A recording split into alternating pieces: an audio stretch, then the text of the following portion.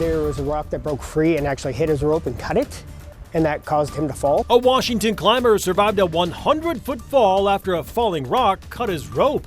Tonight we have video of the rescue. We have rain in the forecast tomorrow morning, scattered showers tomorrow afternoon, 80s by Friday. It's an issue. It's not insignificant. I think opponents would be quick to say, oh, there's only a handful. That's not true at all. Transgender policies take center stage at tonight's Mead School Board meeting as they try to balance state law with federal mandates. Good evening and thank you for joining us for the KREM 2 Night Report. I'm Mark Hanrahan. Tonight, the Mead School District continues their ongoing discussion on transgender policies across their schools. KREM 2's Connor McAvoy spoke with school leadership tonight about the hot-button issue. Connor?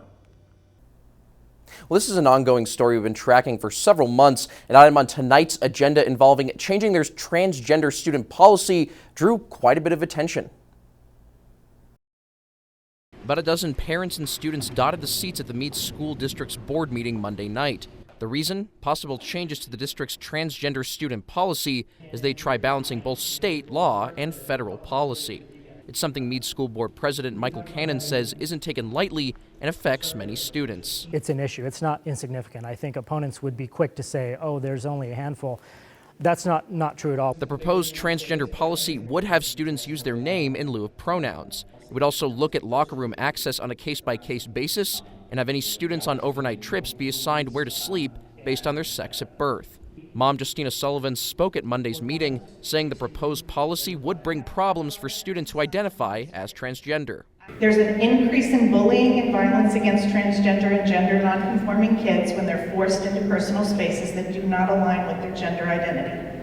There are real-life consequences for stigmatizing and othering these kids. The board decided to table voting on the policy until more discussions between the public and the state superintendent's office can be made. Before our next step, we'll just pause and have some more discussion about our next options. As of now, no date's been set on when they'll try to vote on this again. Until then, Cannon says he looks forward to hearing from community members. And I certainly respect and want to hear from any member of the public, especially within our district.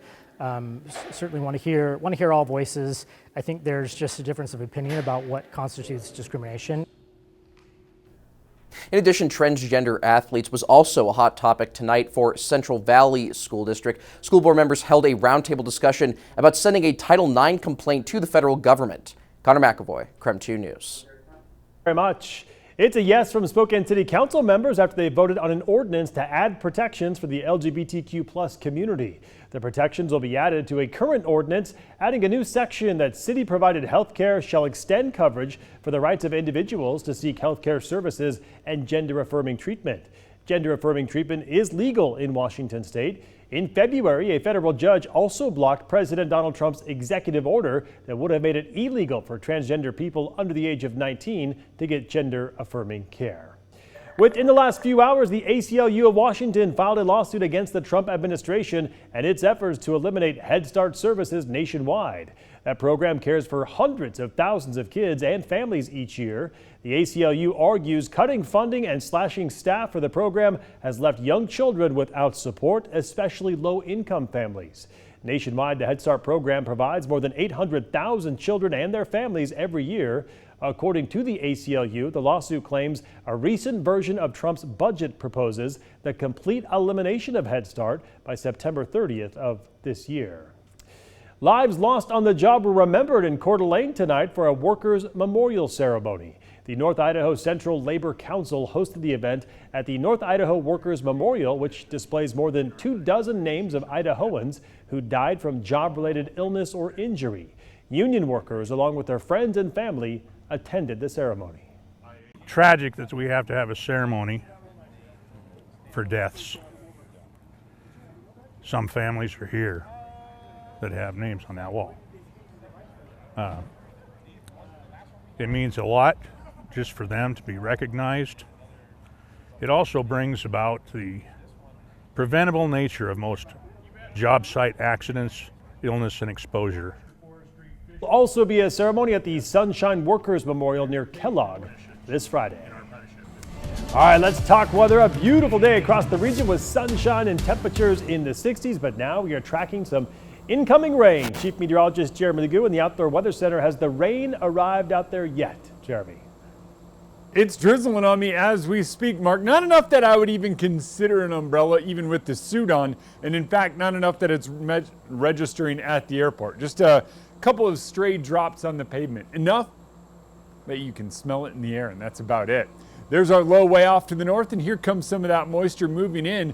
Notice a lot of this is not reaching the ground, but some of it is. We're seeing a couple of raindrops here on the South Hill, and that seems to be about the extent of it for now. The rain will grow more widespread, and by tomorrow morning, we are all waking up to it. It's a decent soaker to start the day, and it moves out by about 10 a.m., but don't worry if you want a nice rainy day. Tomorrow afternoon offers us scattered showers as we move through it.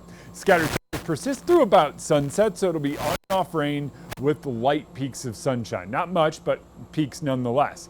Eventually it works its way out and it's back to sunshine, so tomorrow, the only inclement day in the forecast. Keep in mind, we need the rain, so 64 degrees and rain tomorrow is a great way to get the ball rolling. 68 and mostly sunny Wednesday, 75 by Thursday, and even warmer come Friday.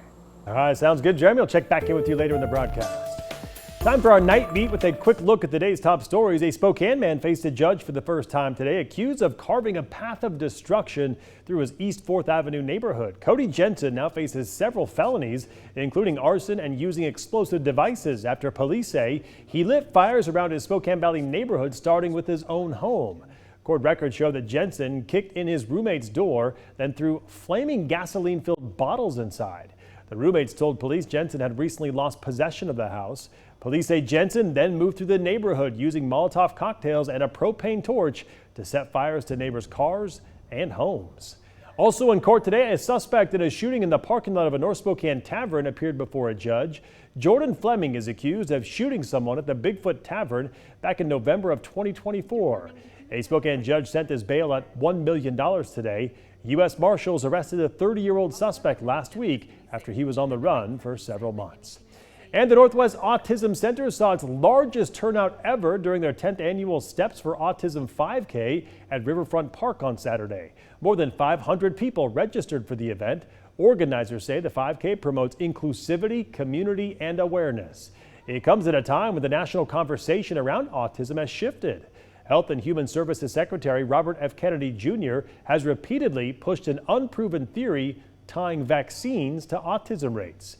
Most recently, the department announced last week it would work to create a database to track autism cases like a disease outbreak. Those plans were later walked back. And that'll do it for your Night Beat. For more information on any of these stories, just head to our website. That's KREM.com. All right, with little time to spare, Washington lawmakers passed a budget. From deep cuts to spending to new taxes, we'll break down how it could impact you after the break.